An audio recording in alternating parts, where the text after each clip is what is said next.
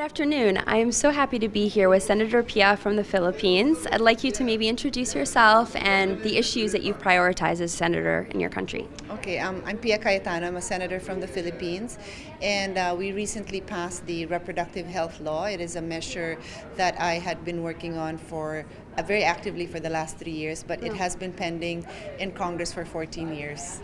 So that has been a major landmark for the Filipinos, actually. That's incredible. Can you give me maybe some of the background and the reason that you've really prioritized this and what this bill will do for the women in the Philippines? Yeah, well, it was really something that I thought, the time had come.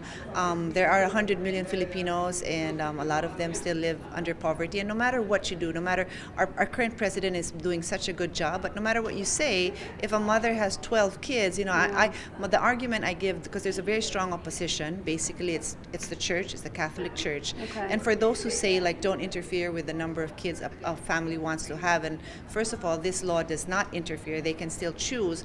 But I'm like, well, even if I gave you a middle class family, what middle class family can feed 12 kids? Yeah.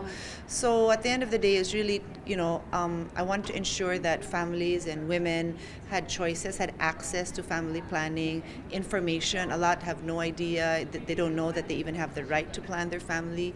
And it's personal to me because I'm a woman. I lost a child, and many women lose a child for preventable reasons. Our Millennium Development Goals on maternal mortality are far from being met. Yes. And this moves me in a very personal way because a lot of women who were fighting for this, who were in the halls of Congress daily, are women who have experienced either a loss or are working on the grassroots with other women. So it's personal to so many people, and yeah, we're happy that after all these years it passed. Well, congratulations. And as I was telling you, I'm here. We just launched a new website called Plus Social Good, and it's really focused on social media as a tool for social good. And you explained that you're very active on social media. Can you tell me a little bit more about that and how you use it in the country? Yeah, actually in my presentation here in Women Deliver, I had actually a separate, a few pages where I showed pictures of actual tweets and my blog, because I used it really as a tool to reach more people. Of course, there's traditional media. We all know how that works. But there's a growing base of people who really either, rely on social media alone. I actually read all my news on Twitter now. I mean, of course, I have newspapers, but I'm able to catch up better on Twitter, and then I just click the link on articles I want to read. So what happened was I would use that to start explaining all the misconceptions and the actual lies that were being spread about reproductive health. Wow. And I used that to engage people, and it's not always pleasant.